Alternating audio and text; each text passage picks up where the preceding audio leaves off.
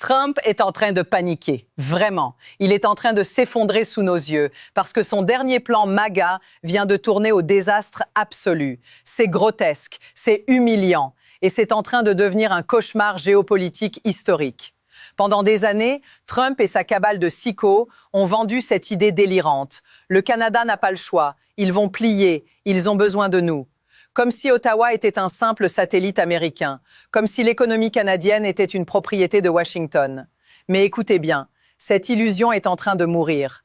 Parce que le Canada ne capitule pas, il riposte. Et pas avec des discours, pas avec des plaintes, avec une vengeance froide, méthodique, presque chirurgicale. Une banker's revenge.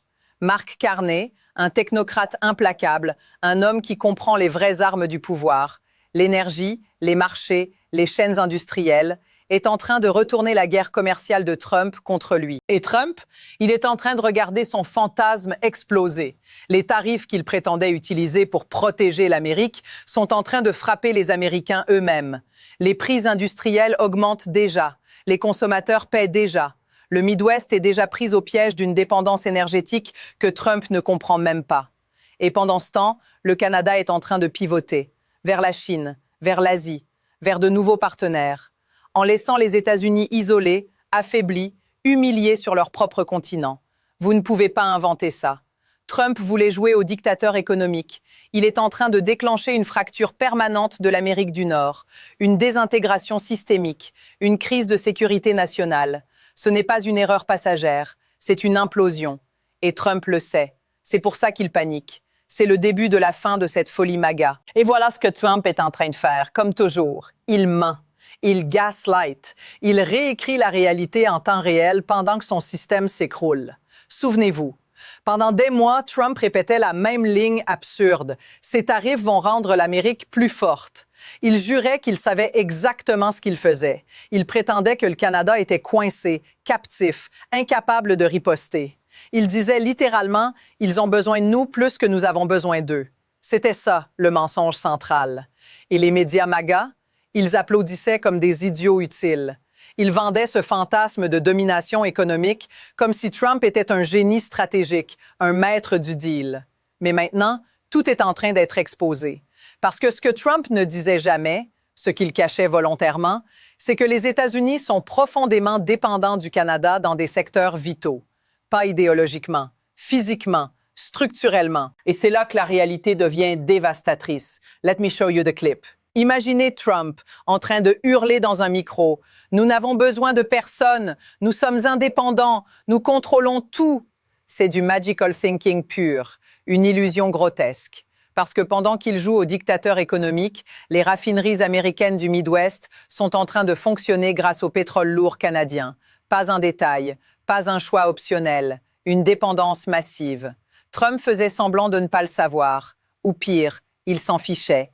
Et quand Ottawa a compris que Washington weaponisait cette dépendance, le Canada a fait ce que toute nation rationnelle ferait. Il a pivoté.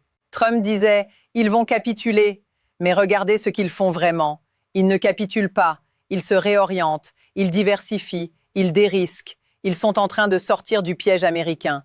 C'est ça, la banker's revenge. Mark Carney n'est pas en train de répondre comme un politicien qui cherche des points à la télévision. Il agit comme un banquier central, froid, méthodique, calculateur. Il comprend que cette guerre commerciale n'est pas juste une dispute de tarifs, c'est une rupture de confiance. Et quand la confiance est brisée entre alliés, tout change. Trump avait juré que le Canada n'avait pas d'option, que le marché américain était leur seule voie, qu'ils étaient condamnés à obéir. Mais c'était faux. C'était un mensonge humiliant. Parce que pendant que Trump ranting and raving comme un lunatique, le Canada est en train d'ouvrir des pipelines vers l'Asie. Il est en train de vendre du pétrole à la Chine. Il est en train de construire des partenariats avec l'Europe. Trump pensait enfermer le Canada. Il est en train de libérer le Canada. Et le résultat? Les Américains paient. Les prix montent, les chaînes industrielles se grippent et Trump est en train de regarder son propre pays subir les conséquences de sa cabale économique. Ce n'est pas du leadership, c'est de l'incompétence grotesque. Et ce n'est que le début. D'accord, maintenant on arrête les généralités parce que ce qui se passe ici est tellement énorme, tellement systémique que ça ressemble à un rapport classifié sur l'effondrement d'une alliance. Je veux que vous compreniez. Ce n'est pas juste des tarifs. Ce n'est pas juste une dispute commerciale.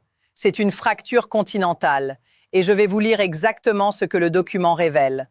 Regardez cette première section. Je suis en train de lire noir sur blanc l'erreur fondamentale de Washington.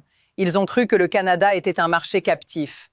Ils ont cru que parce que 80% des exportations canadiennes allaient vers les États-Unis, Ottawa n'avait aucune marge de manœuvre. Écoutez ça. Ils voyaient littéralement le Canada comme une 51e État. Gross. Vous ne pouvez pas inventer ce niveau d'arrogance impériale. Et puis le document explique ce moment clé. Au lieu de capituler, le Canada a lancé une réorientation stratégique accélérée. Ce n'est pas émotionnel. Ce n'est pas Trudeau qui pleure devant une caméra. C'est froid, institutionnel, méthodique, une banker's revenge. Et là, le nom apparaît. Mark Carney, ancien gouverneur de la Banque du Canada, ancien gouverneur de la Banque d'Angleterre, ancien président du Financial Stability Board. Ce type n'est pas un politicien amateur. C'est un technocrate qui comprend les leviers cachés du pouvoir mondial. Et le document dit que dès le début, Carney est en train d'orchestrer une réponse non idéologique, une diversification systémique pour survivre à la volatilité américaine. Trump pensait que le Canada allait se soumettre. Carney est en train de le démanteler. Maintenant, regardez les chiffres. Je suis en train de lire début 2026. Le coût de cette guerre commerciale atteint déjà 30 milliards de dollars. 30 milliards. Et ça se manifeste comment? Par une hausse de 1,9% des prix des biens industriels. Ce n'est pas abstrait, c'est votre voiture, votre frigo, vos machines, votre économie réelle. Mais attendez, ça devient pire. Parce que la section 2 est probablement la partie la plus humiliantement désastreuse pour Trump. Elle expose un piège physique, l'infrastructure énergétique américaine. Trump crie « Energy Independence » comme un slogan MAGA. Mais le document dit clairement, c'est un mythe. Pourquoi? Parce que les raffineries du Midwest ont été construites pour traiter du pétrole lourd canadien, pas du pétrole texan léger. Je veux que vous entendiez ce chiffre. 4 millions de barils par jour importés du Canada, 70% du feedstock régional. Vous comprenez? Ce n'est pas optionnel. Ce n'est pas interchangeable. Et le pipeline, il coule exclusivement vers le sud. Il n'y a pas de bouton magique pour inverser ça. Trump est en train de taxer une ressource dont l'Amérique ne peut pas se passer. C'est du sabotage économique. Et donc, qu'est-ce qui se passe? Les prix de l'essence dans le Midwest augmentent de 30 à 70 cents par gallon, directement. Pas à cause de Biden, pas à cause d'un complot, à cause de Trump. Et le document dit même que ce n'est pas juste un risque de prix, c'est un risque de pénurie physique. Si le Canada restreint les exportations, le Midwest pourrait perdre du diesel, immobiliser le trucking commercial, briser les chaînes logistiques. You can't make this up. C'est la cabale MAGA en train de jouer avec le feu pendant que les camions s'arrêtent. Maintenant, section 3, mai 2024.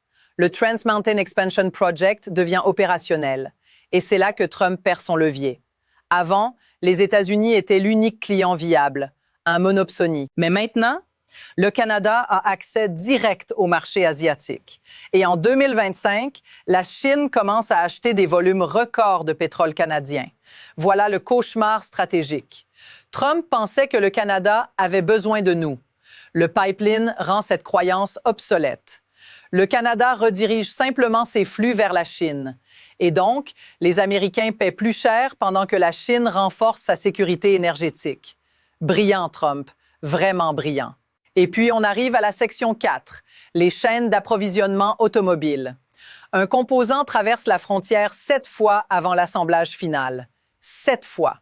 Donc, une taxe de 25% appliquée à chaque passage devient exponentielle. C'est une destruction industrielle programmée. Les usines s'arrêtent. Stellantis Windsor, GM Bright Drop. Le prix moyen d'un véhicule grimpe à presque 48 700 $. Et les projections parlent de 15 000 $ supplémentaires sur certains modèles. Disastrous. Trump appelle ça « America First ». C'est « America Last ». Et enfin, section 5. Le document explique pourquoi Carney est différent. Trudeau était idéologique, Carney est froid.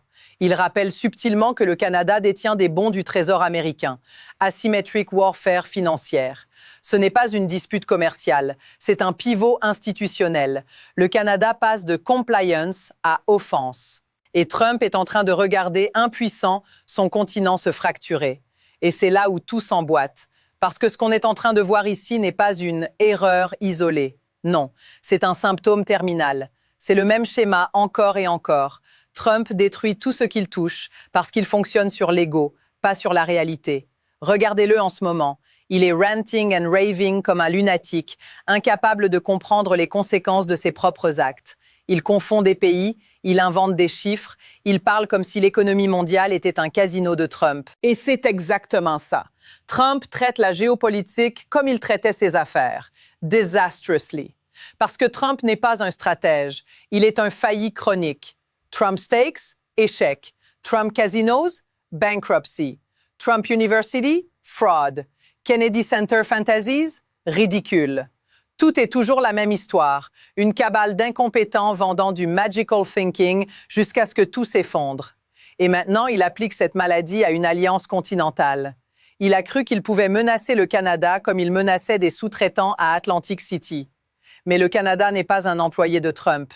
C'est un État souverain, avec des options, avec des ressources, avec un technocrate comme Mark Carney qui comprend exactement comment faire pression là où ça fait mal. Et c'est là où la pylône devient écrasante. Parce que pendant que Trump joue au bully, le Canada est en train de construire une nouvelle architecture mondiale. On parle de la Chine, on parle de Pékin. Le document explique que Carney devient le premier ministre canadien à visiter Beijing en une décennie. Et là, écoutez cette phrase dévastatrice. La Chine serait un partenaire commercial plus prévisible que les États-Unis. C'est un coup de poignard diplomatique. C'est la preuve que Trump est en train de transformer l'Amérique en paria instable. Et ce pivot n'est pas seulement énergétique, c'est technologique, c'est industriel. Le Canada ouvre la porte à des véhicules électriques chinois, jusqu'à 49 000 EV par an, avec seulement 6,1 % de tarifs, pendant que les États-Unis imposent 100 %. Donc, qu'est-ce qui se passe? Le Canada devient une backdoor, un cheval de Troie économique. La technologie chinoise entre en Amérique du Nord par Vancouver pendant que Trump crie dans le vide. You can't make this up. Et ça devient encore plus grave quand on parle des minéraux critiques. Lithium, cobalt, nickel, uranium, terres rares. Les matériaux indispensables pour les semi-conducteurs, les armes avancées, l'énergie verte. Historiquement, c'était une chaîne sécurisée avec un allié. Mais maintenant, Trump est en train de pousser le Canada à vendre ses ressources à la Chine. C'est une défaite stratégique auto-infligée. L'arsenal de la démocratie perd l'accès à ses matières premières pendant que Pékin renforce sa domination industrielle. Tout ça parce qu'un homme malade de pouvoir voulait faire payer un voisin. Et puis, regardez la dimension politique interne. Le Canada ne frappe pas au hasard. Il frappe précisément. Tarifs ciblés sur l'agriculture américaine. Bœuf, porc, produits laitiers, fruits.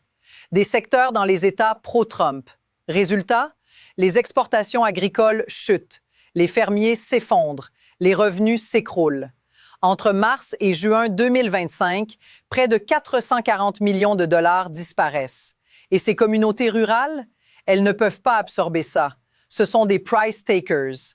Ils se font écraser pendant que Trump joue au roi. Et pendant ce temps, les élections spéciales, les sondages, tout indique la même chose. Le pays est fatigué de cette folie. Les gens voient l'incompétence, ils voient le chaos, ils voient que ce n'est pas America First, c'est America Broken. Et voilà le message central. Ce n'est pas un accident, ce n'est pas une gaffe. C'est la fin logique d'un mouvement basé sur le mensonge, la rage, la destruction. Le système MAGA n'est pas en train de gagner. Il est en train de s'effondrer sous le poids de sa propre grotesque stupidité. Et voilà où nous en sommes. Ce que Trump est en train de déclencher avec cette guerre commerciale grotesque n'est pas une simple dispute économique. C'est une fracture historique, une désintégration systémique de l'Amérique du Nord, une crise fabriquée par l'ego, par le mensonge, par cette cabale MAGA qui vit dans le magical thinking. Et c'est là la différence fondamentale. Eux fonctionnent sur la rage et la propagande. Nous fonctionnons sur la vérité. Parce qu'une démocratie ne survit pas si on laisse des incompétents lunatiques jouer avec les alliances, avec l'énergie, avec la sécurité nationale, juste pour flatter leur narcissisme. Le Canada est en train de pivoter. La Chine est en train d'en profiter et les Américains sont en train de payer le prix de cette folie. Alors oui, Trump panique parce que tout s'écroule et ce n'est que le début. Si vous voulez continuer à suivre cette implosion en temps réel, si vous voulez des analyses directes, sans filtre, sans complaisance, hit subscribe. Aidons cette communauté à atteindre le prochain million d'abonnés. Partagez cette vidéo, laissez un commentaire et surtout, soutenez les médias indépendants parce que c'est comme ça qu'on arrête cette cabale de mensonges. On reste ensemble, on reste vigilant et on ne laisse jamais ces gens détruire la démocratie.